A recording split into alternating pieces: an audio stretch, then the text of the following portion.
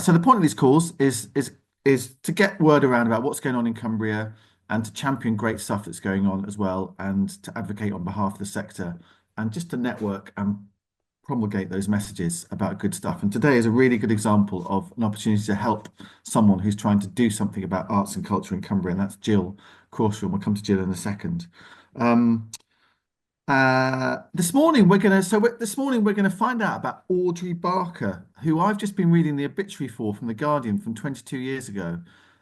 Gill is researching Audrey, and we're going to find out who Audrey was and why she was a really significant artist. She died in 2002, yeah. So about 22 years ago. So I think there's some knowledge of her on this call, and certainly over the past week, people have been getting in touch about Audrey because Jill put a message on Facebook. So lots to find out about Audrey Barker, who sounds like a fascinating woman. I think she rejected an MBE. Is that right, Jill? One of those sorts of people. So, and then Amanda and Kit there in their lovely arts studio in Gilsland on the border with Northumberland have developed a beautiful barn. It's now called the Threshing Barn, and we're going to have a little tour of the Threshing Barn. So we're going to find out about that as well. Tony Calvin helps do stuff at the Beacon in Whitehaven, and there's a new exhibition that some of you might know about, including some more Percy Kelly. So Tony's going to tell us about that. And then Rebecca Cadbury Simmons, formerly of Alston, now in Richmond, is going to tell us about some opportunities that the North Pennines, now it used to be called the Area of Outstanding Natural Beauty, now called Natural Landscape. Is that right? And National Landscape, yeah. Thank you. Has some opportunities for a great project. If you remember Fell Foot Forward, which we used to talk about sometimes on this call, it's another landscape partnership project, I think. And there's some more artistic opportunities coming your way if you want to take advantage of those. Closing date, I think it's February the 9th. So that's why Rebecca's talking to us about that this morning. It's called the Land of Lead and Silver, obviously about all the mining that used to take place in the North Pennines, which I find fascinating. And really, really interesting, a bit of industrial archaeology. So opportunities arise there as well, and Rebecca's going to tell us about those as well. That is the plan for this morning. So without further ado, hello Antoinette, hello Derek, hello Chris, hello Alice. Let's cross to Jill, who's there in just outside Leeds. We've got a few slides which Amy will bring up, Jill, and just say next slide, please, when you'd like Amy to fast forward them or just slow forward them. And Jill got in touch a few weeks ago to talk to us about Audrey Barker. So I'm going to hand over to Jill to tell us a bit more about Audrey and perhaps where she's going with her research as well. So Jill, the floor is yours. Thank you very much. Yeah, thank you. We'll get that first slide up in a minute or whenever you're ready, really. Yeah, so as Tom said, and thank you for having me at this meeting. Actually, as I say, I'm from outside of Cumbria. But I'm going to talk about Audrey Barker. Audrey spent most of her life and career actually in Cumbria. And yeah, there might be some of you who know more about bits of this than I do. Although I can talk about Audrey Barker for a long time. So I did say, you need to warn me if I'm running over, because I'm just going to give you a few highlights and a few bits of the research, and I'm going to try and focus on her life and career in Cumbria. So in summary, Audrey Barker was a pioneering British artist. She was a disabled artist whose practice embraced issues around disability and accessibility. So in the 1980s and 90s, for example, she made several large multi-sensory installations, and those are just one part of a very interesting and varied career, actually. So yeah, I'm Gill, I'm based in Leeds, and I'm a disabled person. I curate disability arts exhibitions and projects. That's what I've been doing for the last few years. I've got a background, well, no, I'm not going to that. I work mainly with disabled artists, not only, but mainly with disabled artists. I also do some research around disabled people's lives and history, and my projects hopefully have something to say about disabled people's lives. So Audrey Barker as a subject for research fell into my lap a bit last year. I was part of something called the British Art Network's Emerging Curators Group. And as part of that, we do a small research project. I was looking around for something. I had some ideas, but I wasn't grabbed by them. And I came across Audrey's Wikipedia entry via a list of disabled artists. And honestly, I wondered why I'd never heard about it before, because even that short entry was, really interesting. And I soon discovered that the National Disability Arts Collection and Archive, NDACA for short, they had several uncatalogued boxes of Audrey Barker's archive. And that organisation is part of SHAPE, which is based in London. The archive itself is in Buckinghamshire in High Wycombe. So it's interesting how it's ended up there. So it's not the only part of her career, of course, but the fact that she was a disabled artist was very much part of and relevant to her artistic practice. And she was, I would say, at the forefront of thinking around accessibility, multisensory work, and accessibility and disability as a creative impulse and as an art form. And of course, I think she deserves to be more widely known. And I'm hoping, well, I know already that some of you know about her, some knew her. So yeah, you might have other things that you can tell me about Audrey Barker and her work. So yeah, I'm going to focus on her career in Cumbria, and particularly that later bit of the career. But as I say, there is loads more. So we've got here a slide of Abbey Mill that I'm sure many of you actually recognise. This is in 1985. But it's, of course, still standing there, looks pretty much the same. It might have those two CVs outside that it does in this picture. And there's banners outside because this was called Artworks at Abbey Mill. So Abbey Mill was an inclusive arts centre that Barker and her husband Dennis opened in 1983 in Lanercost, where they lived. They just lived down a bit of a track. It was organised and it was staffed by disabled people, but it was open to everyone, and all sorts of people came through it as tourists, as people who wanted to make art, as people who wanted a supportive space to make art. It was really based on principles of equality and inclusion. And it was a huge undertaking, and it was actually a huge success. Loads of people came here, and lots of people came, as I say, as tourists as well as people who made art there. But it never received any public funding. And this was interesting because despite actually public services often sending people to Audrey and to Abbey Mill, whether that was education, probation, etc. So it was short-lived. They couldn't make it work. Yeah, they did get some income as well from tourists because it was very close to Hadrian's Wall, as you'll know. I think the Barkers probably sank their savings into it. And despite a last-ditch attempt by Northern Shape, a local arts organisation at the time, to secure some funding, it closed in 1987. So yeah, that's Abbey Mill. And already I've spoken to people via this network who certainly know of Abbey Mill and used to live there as well. So I'm just, next slide, please, just sort of to nip back in time with a little bit of an aside to Barkers of Lanercost. So this was the consortium of artists and craftspeople, artisans as well, and craftspeople that Audrey and Dennis set up in the 1970s. The consortium members were really highly skilled and renowned artists. And I'm not going to name them all, but they included, for example, the stained glass artist Christine Boyce. And of course, Lee Yuan Chia was part of that consortium, and he produced fine art prints for the consortium. And the consortium Barkers of Lanercost had an exhibition at Lee's gallery in 1973. So, I mean, I'm sure you'll know about the networks, the artistic networks that were going on in the past as well as today. And you'll know about various people, including Lee Yuan Chia and the LYC Museum. So Audrey was part of those networks as well. As part of the consortium, Audrey made traditional dolls. She also made soft toys. And the Barkers actually also made replicas of Roman items for Vindolanda.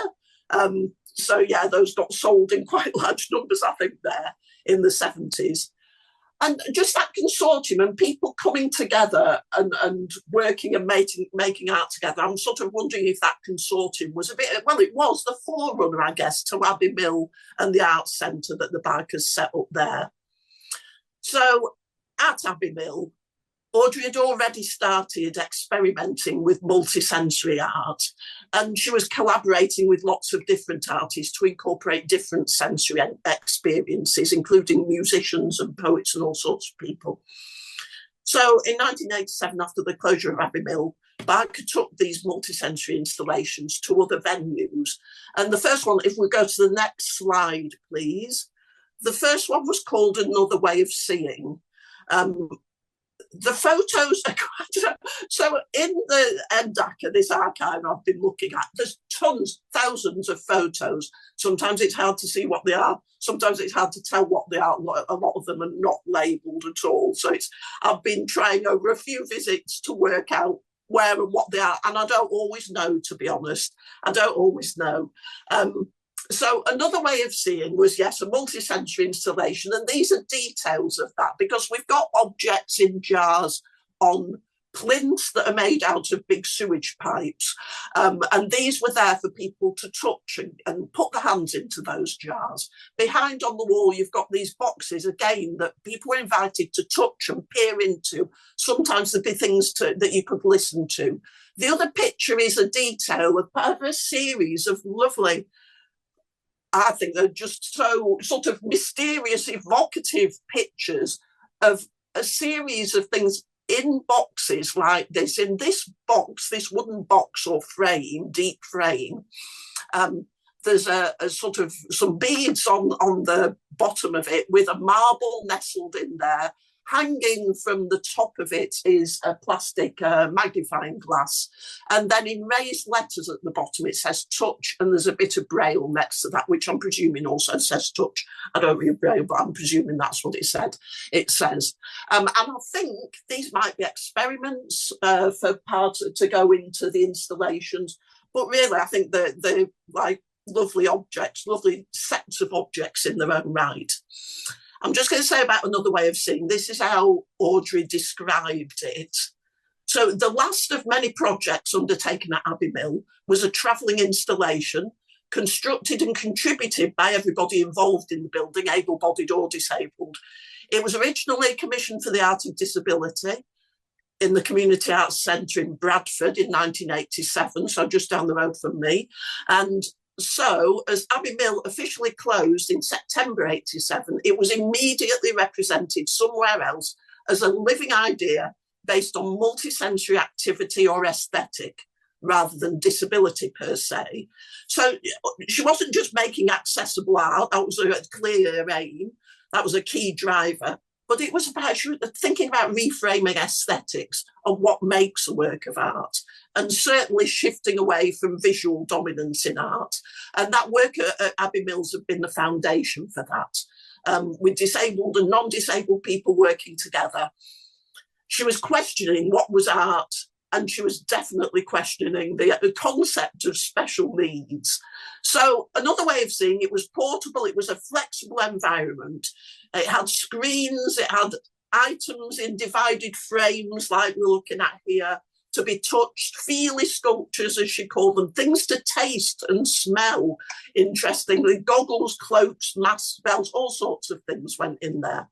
So if we could go on to the next slide, I'll show you a different version of it. So again, I'm wondering if anybody remembers the Festival of the Five Senses that was in a leisure centre in Hexham. She used the same or similar materials over and over again. So she was reusing things. It didn't get thrown away. It was all, repurposed and reused again. And sometimes there were different titles. Sometimes she kept with that title Another Way of Seeing. So, yeah.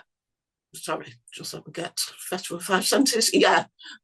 We can see there's a family there engaging with some of the things. There was bowls of jelly. There was nuts and bolts in bowls as well. Really, people, they were encouraged to get stuck in. And I think the man there might be holding a towel, and the reason he's holding a towel is probably to wipe his children's hands off after they've been having their hands in everything. But there's also this grid of objects. This is also from the festival. There was much more. It was in the main sports hall, so it's quite a challenging venue. But there was all sorts going on. There was a group called Echo City who were experimental musicians. They were involved. There was some sculptures that were for people to touch that have been borrowed from elsewhere. There was other artists who made work as well for it, like Louise Wilson, or Louise K. Wilson, as she's known now, who worked with Audrey. And there was poetry, and there was all sorts of things went on in this sports centre. So collaboration was really a key part of what she did. I mean, she literally, needed people to help her put these things together, to construct them. That was something she couldn't do herself. She was a disabled person. She was a wheelchair user, largely at this point of her life. So she was definitely, collaborating with other people in a range of ways. And the Festival of the Five Senses, it really expanded on the ideas of another way of seeing. It was an really ambitious project.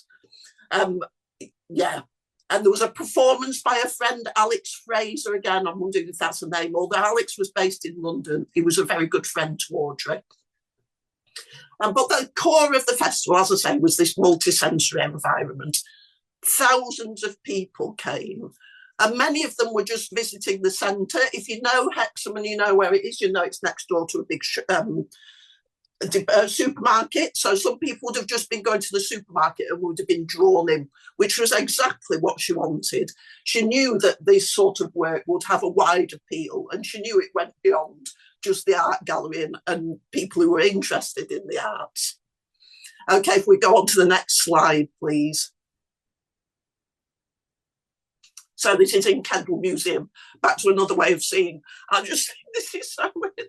These are so hilarious. I think you wouldn't get away with doing what she did in some of the venues. I mean, she basically covered loads of the stuff up in Kendal Museum with these huge white sheets. So we've just got like the heads of the various antelope or whatever they are sticking out. And then there was holes lower down in the sheets. And you can see one of the taxidermy owls peeping out through, it was very cute, through one of those holes. So, yeah, these installations, yes, they were multi-sensory, but it wasn't just that. They were also raising other issues, or they were responding to the site. So this one was very much about natural history, because, again, you probably know that's a big part of the collection at Kendal Museum. She had an installation down south in Croydon in a shopping centre that was called The Illusions of Belonging, which was around raised issues around consumerism. At Tully House in Carlisle, the installation there carried an anti-war message as well as a bit of an anti-consumerist message. So really Barker's work, apart from these other issues of concern, but her work was informed by her experience of disability and access, her own experience, and she talked about that quite a lot. She talked about that publicly. Other disabled people that she worked with, other disabled artists, and research that she did with local disability organisations. And she was a member of the Arts Council Great Britain, I think it was called at the time, rather than Arts Council England. She was a member of various access committees on there. If we just, I'm going to finish there because I know I'm looking at the time, a few minutes left. If you go to the last slide, which is the end, which is another another artwork that could either stand alone or be part of an installation where it's sort of parts of the face in plaster relief. Again, the idea was that you could touch those. There's a mouth, there's an ear, you could pick the nose, you could pick up the magnifying glasses and look closely if you wanted or needed to. I've got that up there. That's my contact information, because I know we won't all have time to talk today. Please do get in touch with me. I think Tom's shared it already, or Tom will have those details as well. And I have to thank the archive and the British Art Network that started me off on this research, but I'm definitely carrying it on under my own steam because, you know, Audrey Barker is a really, really fascinating artist. And I think some of you know that already. Thank you very much. Thank you, Gill. That was fascinating. I'm very much opening the floor now to those that might know Audrey or have questions for Gill. Gill, where is this going? What do you want to do with this research? Good question. Yes, good question. When I started, and there was no expectation from the British Art Network that I needed to produce something. But I do want to produce something. I should say I haven't seen any of Audrey's actual artwork. I've only seen images of it. I think, yeah, I would like to do some sort of, I'm going to say exhibition, might not be quite that, in some way. In Cumbria? In Cumbria would be great. And I'm talking to somebody at the map. Yeah, we're claiming it already, Gill. It's going to be in Cumbria. It should be in Cumbria. No, absolutely. I mean, I have to say there isn't a Leeds connection, so I know that there's a Bradford connection, and I've made that. But yeah, it would make sense for it to be in Cumbria, and I think the National Landscape, the archive, would be interested in that as well. We need to get a bit of money, of course. In the meantime, I've been blogging. Again, some of you might have seen those. I've been blogging, and that's just to help me keep track of things. I do want to write a longer article for some sort of journal. That's a bit daunting, but I'll get onto that this year at least. So I am looking for opportunities. You know, if anybody's got any bright ideas or interested, I'm looking for opportunities to collaborate as well in whatever way. I think, you know, yeah. We've got just under 10 minutes, so if anyone wants to chip in or say anything, then feel free to. Helen, come to you in a second. Alex Fraser, who you mentioned, Alex wrote the obituary for Audrey in The Guardian back in 2002. I'll put a link to that once we get to the end of this little section, so that people can read up a bit more about Audrey from that perspective as well. But Helen Petts first of all, and then to Amy. You've got a connection, or you knew Audrey or something, didn't you, Helen? No, I made a film about Lee Wan-cheer, who was a very close friend of Audrey's. And, well, to be honest, somebody pinned me against a wall, and he was very drunk and said, you should make a film about Audrey Barker as well. And so I did some research into her, and her work is wonderful, but I couldn't find any evidence of any of it to actually see, like Gill is saying.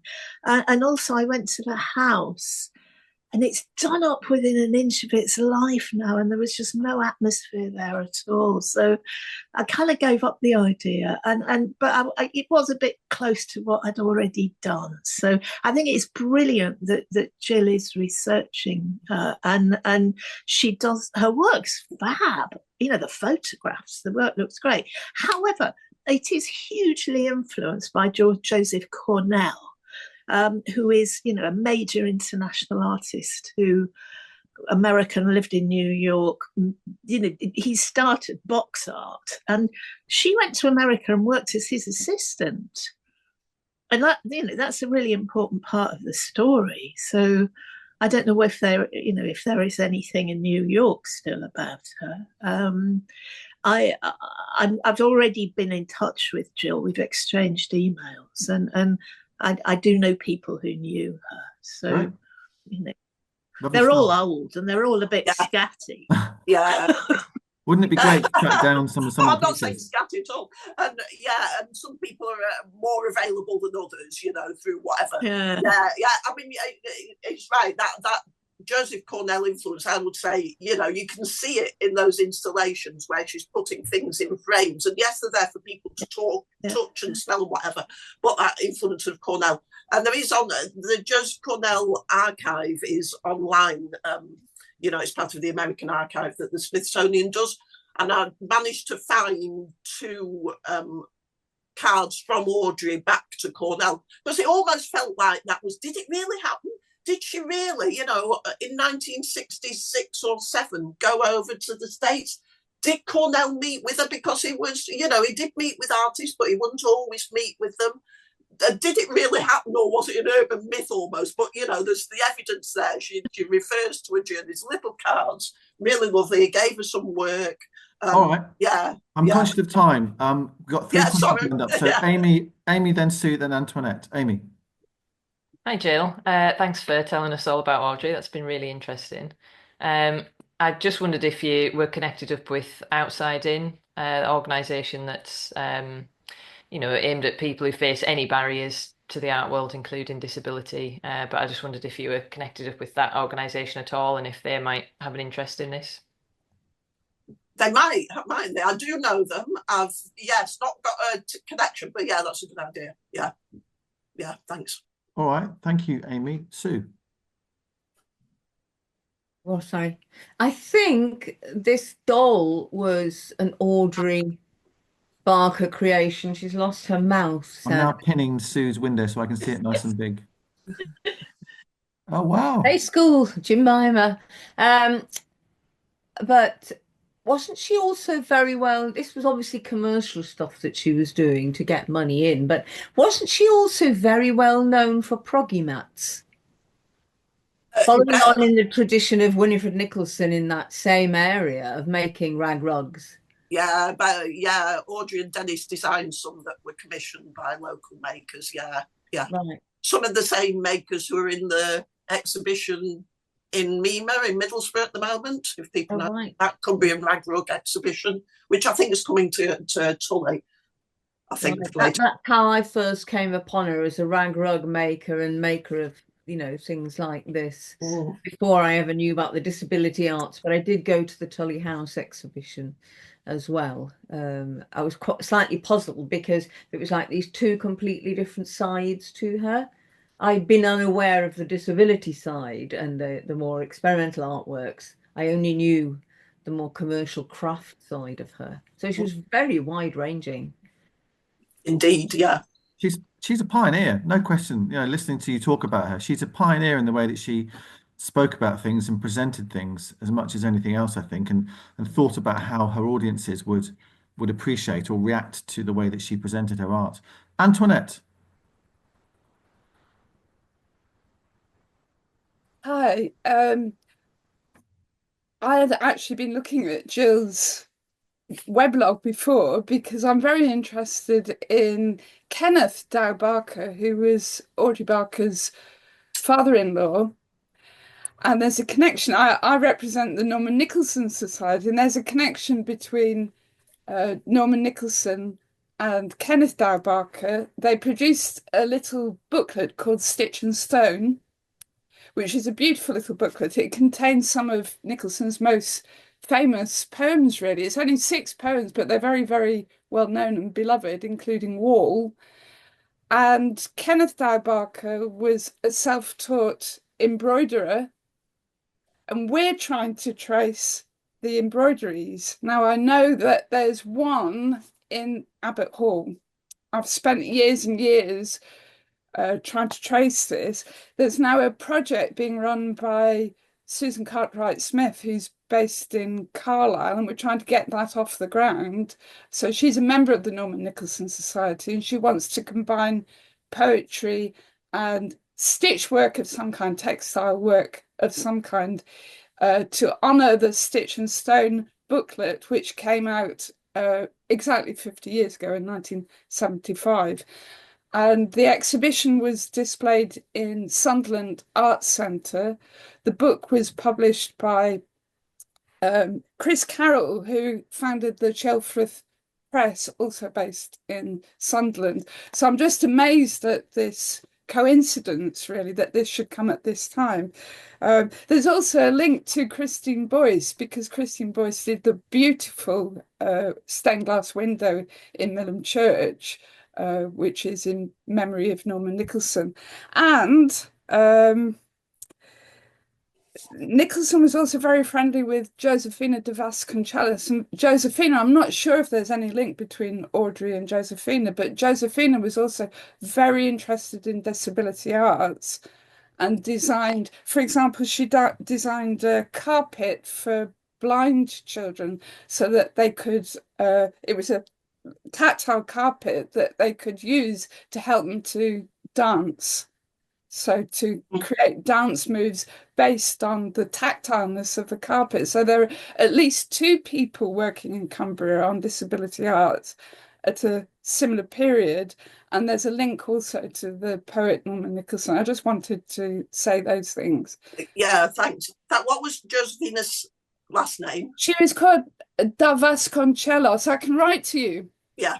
I've got your email address. I was going to get in touch anyway. Yeah. Great. But That's put what. Susan in touch with you. But it's just such an amazing case, especially as Susan wants to work towards an exhibition as well. So, you know, Audrey's been very, very fascinating to me for several years now. All right, that's lovely. Thank you, Antoinette. Lovely, lovely thoughts. Conscious of time, so we're slightly tight now, but Ian has his hand up. Ian. Yeah, just Antoinette might be interested in this because I'm wondering if those embroideries could be in the archive, because I went to Abbey Mill once and remember Audrey showing me one of those. She went through the back of the house and brought at least one of the embroideries to show me. So they were at Abbey Mill at one point. Okay. Just quickly, I was told, and this is all I know, I was told that they went to Dennis's daughter, which is his daughter from a previous relationship. I think she was called Marcel or Marcella or something like that. But that's as much as I know. Anyway. Okay, lovely. Thank you. Thanks, Ian. Abbey Mill. Wasn't there a pub called the Abbey Bridge? Is that the same? That's not the same place, is it? Helen. It's opposite. Opposite. It's opposite. I live in Abbey Mill now. Oh, okay. And I just feel that since I moved here, I knew all about Audrey before I moved here. And when I moved here, I just feel that her presence was still here, and there was such a lot of inspiration here, because people that have lived in here since she had it have always been involved in the arts. It's odd. They've done festivals and things like that. So when I moved here, I felt that yearning to do more.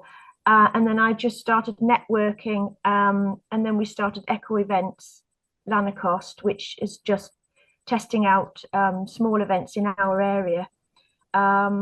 We have stained glass that was done by Christine here, and we're hoping to do an exhibition in September with her archive in Dacre Hall.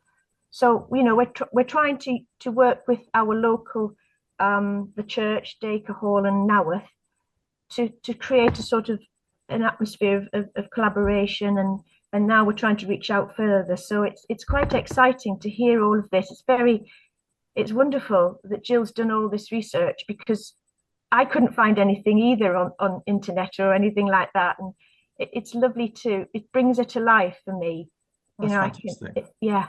So have you corresponded with Gill, Helen? Yes, Great. I have. Yes. Great. Well, you know, Lanercost, I mean, it's lovely to have you on the call, Helen, and what a lovely place to be and to find out a bit about the heritage of it. And you know, Lanercost is a lively place when it comes to the arts and culture and collaboration, etc., etc. So I salute you for helping to develop that further as well, and lovely to have that heritage to work from as far as Gill is concerned and as far as Audrey is concerned as well. So that's tremendous. Well, thank you for sharing that, Helen.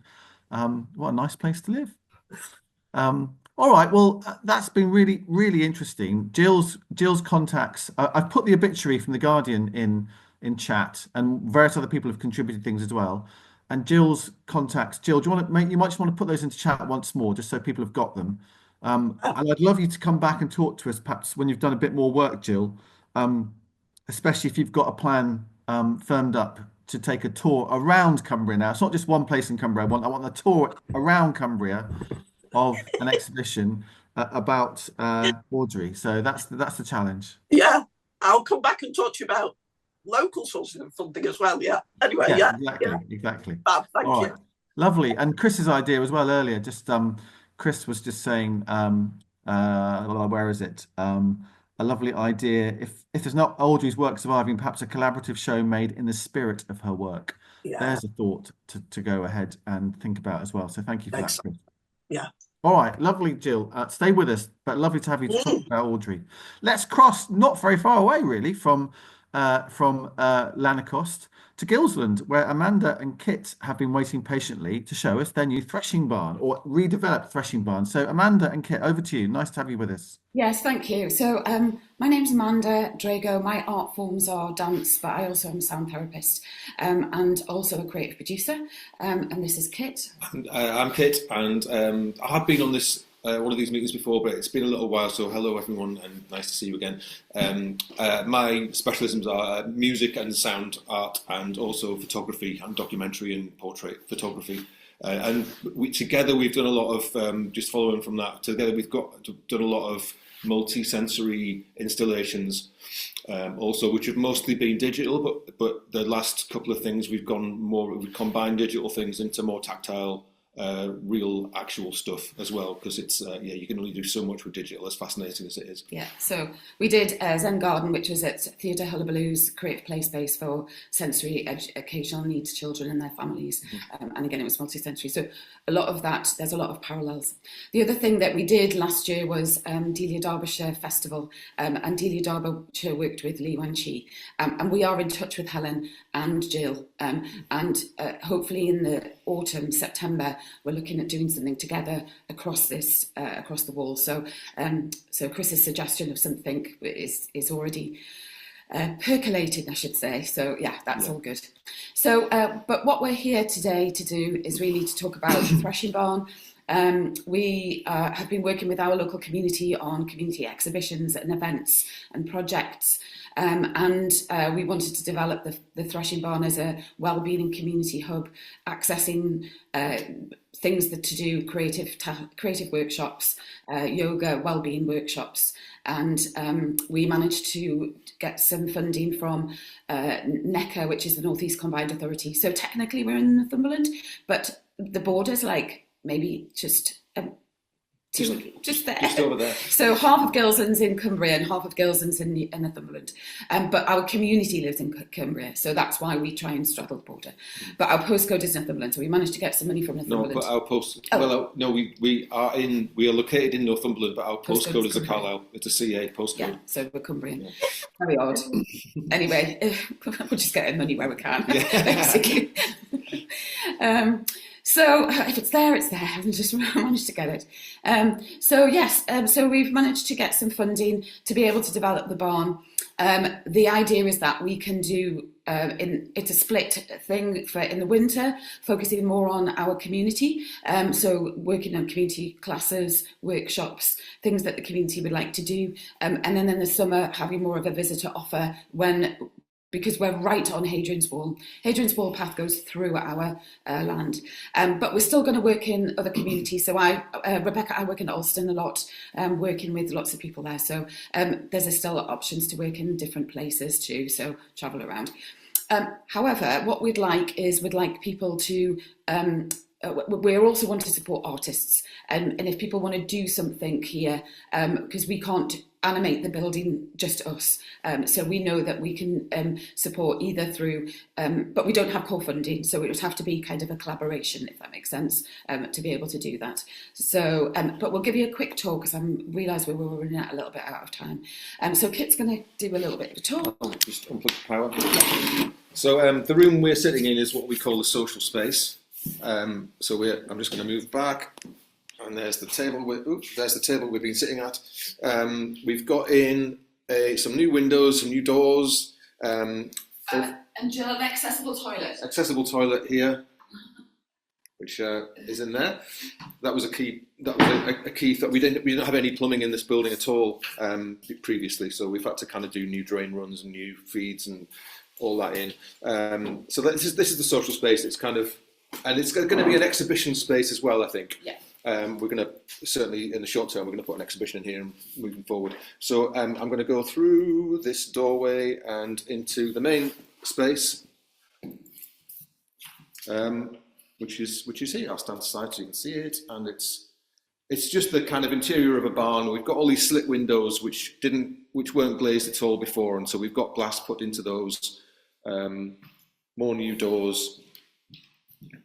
And up here, the first floor above the social space in the future is going to be a kind of, sound studio and connecting with this main space. But for the now, it's just a loft, and we have this lovely Morag Myerscough. Morag Myerscough painting that was at the Housesteads installation. We managed to acquire them. So that's invested into temporary window placeholder. And then over here we've got access to Hadrian's Wall. This was a massive pair of wooden doors that you couldn't see through at all, but now we have a view of Walltown Crags along Hadrian's Wall, which is a brilliant view. Sadly, in the storm last week, I don't know if you can see it, but there's a remains of a tree which blew down, which we're really sad about, but never mind. So that's our space. I'm going to pass the laptop to Amanda. Yeah. I'll just go this way so that you can both see. You can kind of see. So basically, we're up for, we can host workshops. We can, obviously exhibition. We've done sound and installations in here, visual art installations, and we've had that. Because we're on Hadrian's Wall, in the summer we have about 40,000 people walking past our door. So we have so anything that connects with the landscape or the history of the area we're really interested in. So I think that's it. I think that's brilliant. What a lovely space, Amanda and Kit. People loving it in chat, which you can have a look at in a second as well. And I love the fact that you've kind of, I don't know how to describe it, but you've left it pretty raw, all those stones and those plinths and those windows, and it's just very authentic. It's lovely. Yeah. Congratulations. It must have been an absolute pain in the arse to do. A lot of work must have gone into doing it. Yeah. That's all I'm saying. Yeah. I saw when I did that lovely sound installation walk that you did, I think just like during lockdown, I can't remember, with you moved around and then the audio came on when you. So I know roughly where it is, and it's a beautiful, beautiful part of the world. And literally, the path I can be a second source. The path definitely does go through their land, and it's a lovely spot to just spot and just stop and watch the world go by. And so I think a lot of the stuff that we're doing is very kind of reflective. It's quite a sense of well-being. Also, the kind of the music that Kit makes is quite reflective, and Great stuff. And also Green Arts obviously is a highlights promoter as well. You put on highlights shows. Yes, we put the gigs on. So things coming up. We've got Johnny Campbell, travelling folk musician. He's doing the Pennine Way tour because the Pennine Way is 2 fields away. So we're doing a concert in the barn. But we also programme highlights, and we've got a dance residency with Leela Dance, and Loads of things going on. Thank you for sharing it with us this morning. It's been great. Thank you so much, Kit and Amanda in Gillsland. Lovely stuff. All right, let's cross now to Whitehaven and the Beacon. And this is where Tony Calvin, who is chair of the Friends of the Beacon, has helped in some way, shape or form, quite a lot probably, to help put together the current exhibition, which is a sort of industrial exhibition with a few Percy Kellys as part of it. So Tony, relatively briefly, and we've got your 4 images that you sent through to me, which we will show for you. If you just say next slide, please. Tell us about what's going on at the Beacon.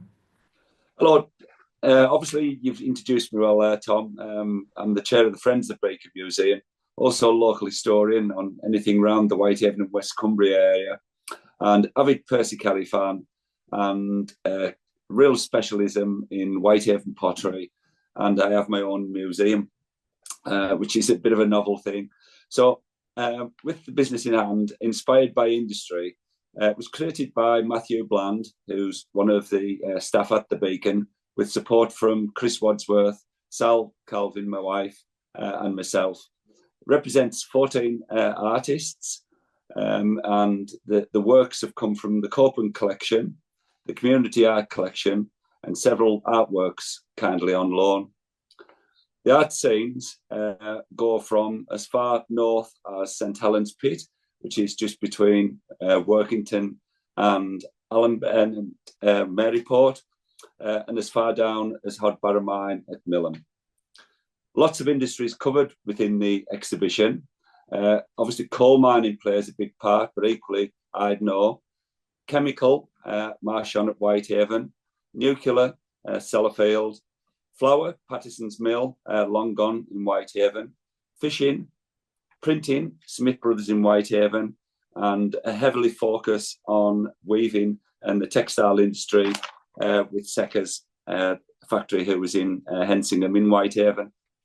So the idea of the exhibition really came from 11 Percy Kellys that were originally donated to the Hague Mining Museum.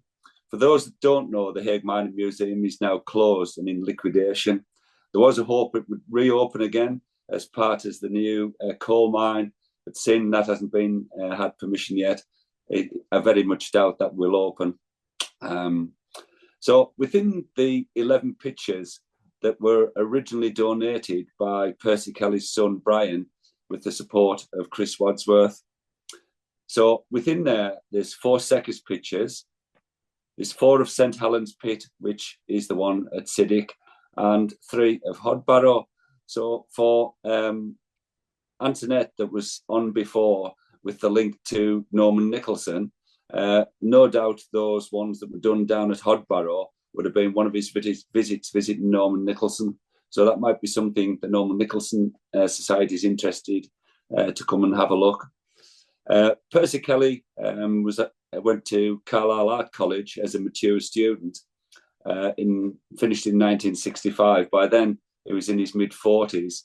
He wrote to all the industrialists on the West Coast, and really only response he got back was from Seckers, which was run by Sir Mickey Seckers. He turned up one Saturday and was met by Bill Hamilton, who was Sir Mickey's second in command and head of design.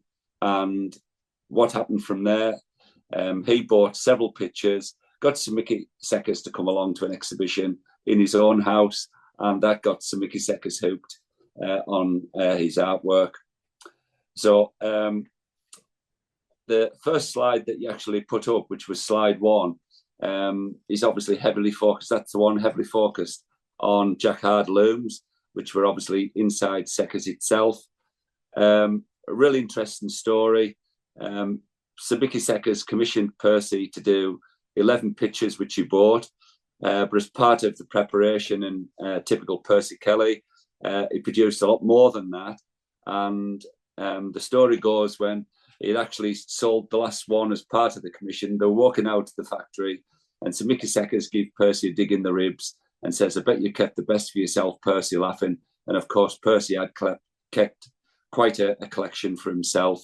There is in the exhibition one of the original 11, and it's quite nice that the mount is still in Seckers material.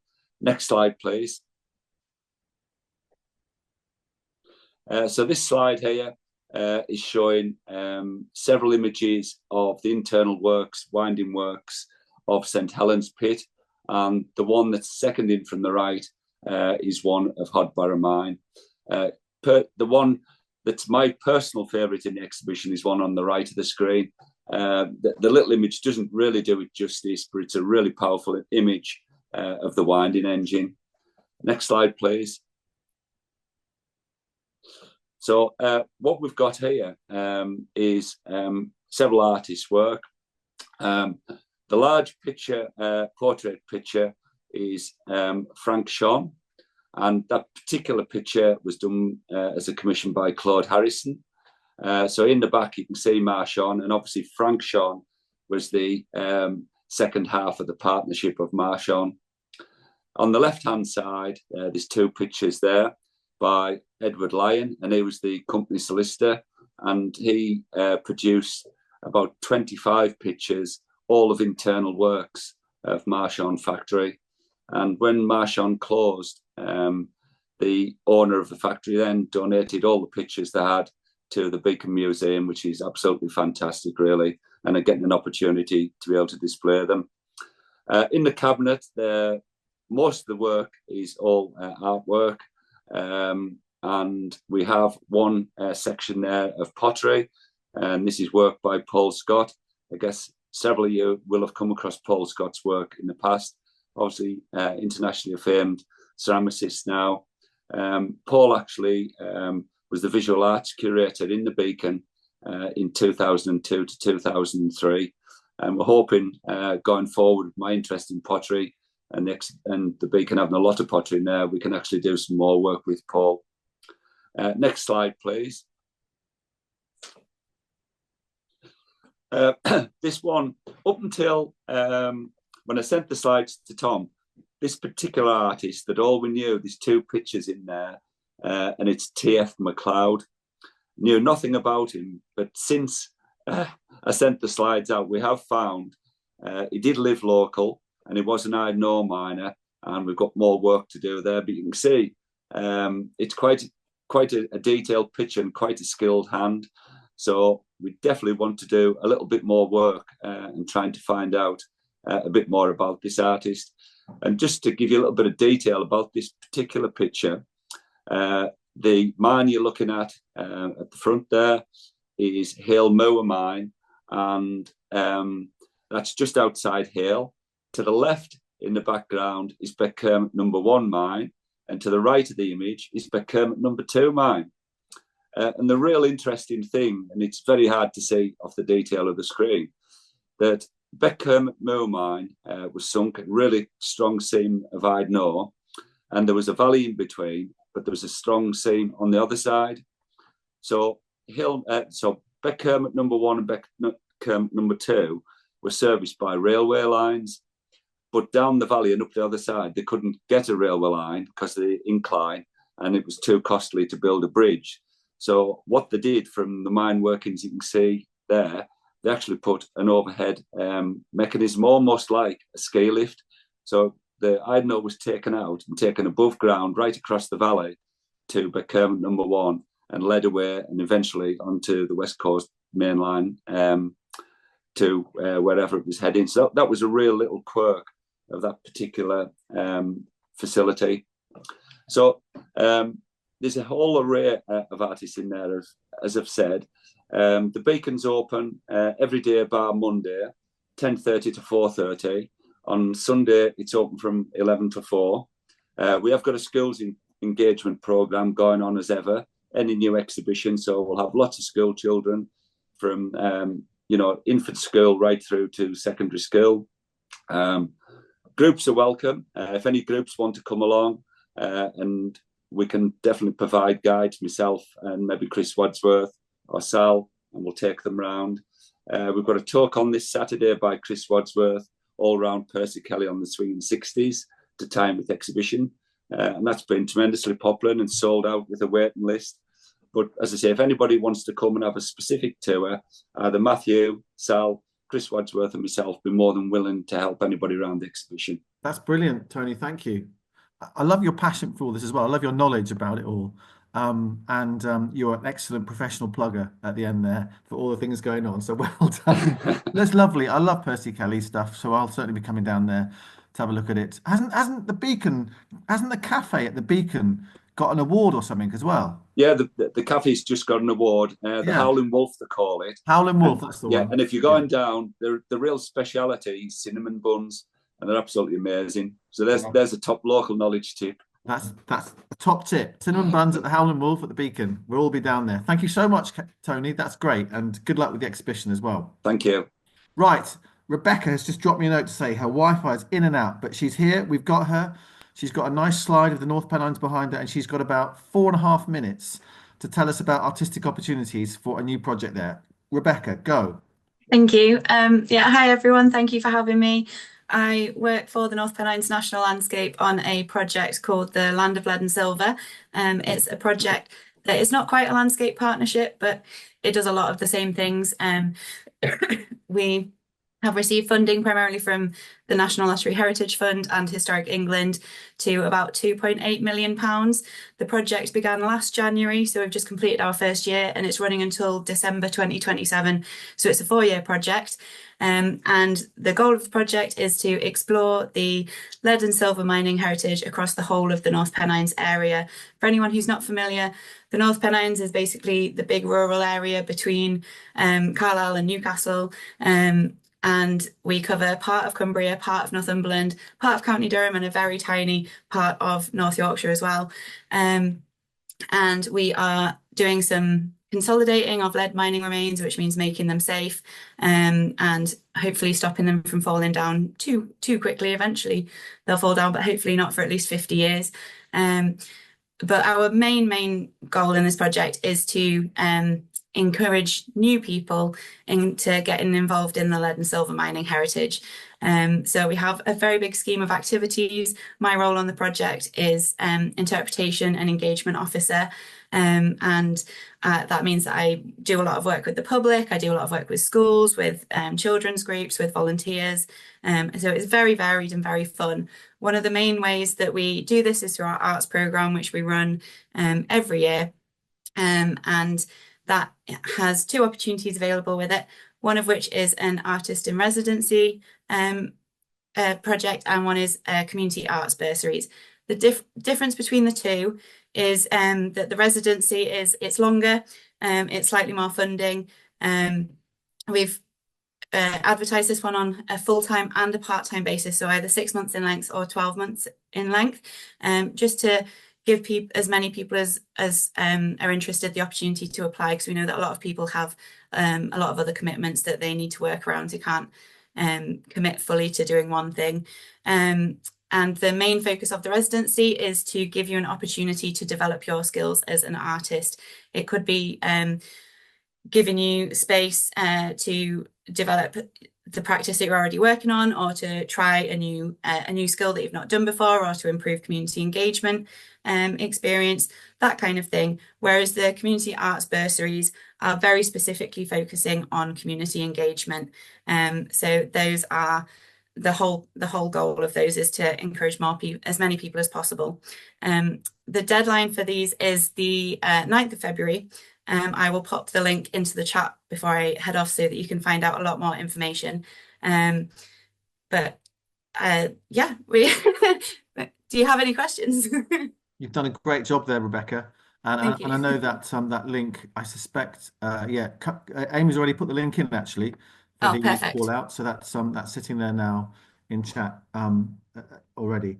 You know, it's great that this is part of the project. I think it's absolutely right, and it should be, because art and culture obviously can help influence and tell stories, which is what the project is about, the understanding of the lead mining heritage and the silver mining heritage of that part of the world. So great that it's part of it. Sue, you've got a question. Is it about Nenthead Mine? I was wondering if it's still open for tours underground. When I was involved in helping to organise the North Pennines Storytelling Festival, which ran for a number of years across the whole of the North Pennines, we actually had story walks underground in Nenthead Mines, and it was fabulous. But I don't know whether it's still open. Rebecca? Oh, that sounds brilliant. Yes, Nenthead Mines is still open for underground tours. It's entirely volunteer led at the moment, so they have specific open days throughout the year, and Geo Days. Thank you, who's put that in the chat. Karen, she's right on it this morning.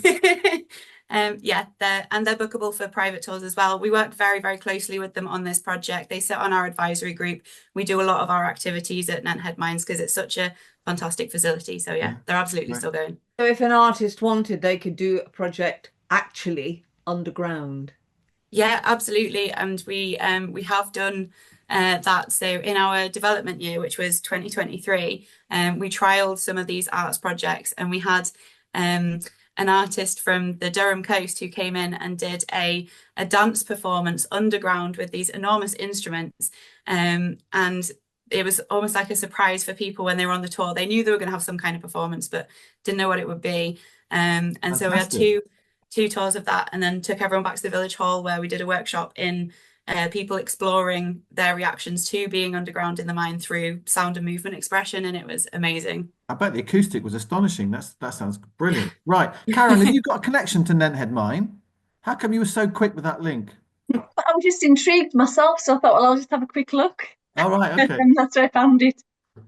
Fantastic. It's a lovely part of the world, that part of the world as well. Right in the middle of nowhere. Okay, lovely. I think we're done. So thanks ever so much to everybody who wore a woolly hat this morning. Thanks to Gill for a fascinating talk about Audrey. To Amanda and Kit, brilliant stuff going on in Gillsland. To Tony, lovely stuff going on with Beacon with the Percy Kellys and the whole industrial heritage there. And don't forget the Seckers exhibition opens at Rose Hill, just down the road from the Beacon, I think this weekend, which we talked about a couple of weeks ago on this call. And then Rebecca with the lovely project and openings and opportunities over there in East Cumbria and around the North Pennines landscape area. So thank you. It's been really interesting this morning. I've learned loads. Thanks everyone for coming along, and hopefully you've learned something as well. Lots of links in chat. Next week, we're going to hear from Emma McGordon, who was one of the Catalyst winners last year, to see where she's got with her project, which I know is coming to a culmination. It's a film that she's making. So we're going to hear from Emma about that. And also the Cumbria Award that you might have heard of, which is part of a thing that goes into schools to help children and schools and teachers move on their ambitions various different criteria. We're going to hear more about that because there's very much an artistic and cultural aspect to the Cumbria Award. So that should be of interest too. But thanks to you all for sharing an hour this morning. Enjoy your weekends. I feel inspired to go and be creative now. So I don't know where that's going to lead me. And catch you again soon.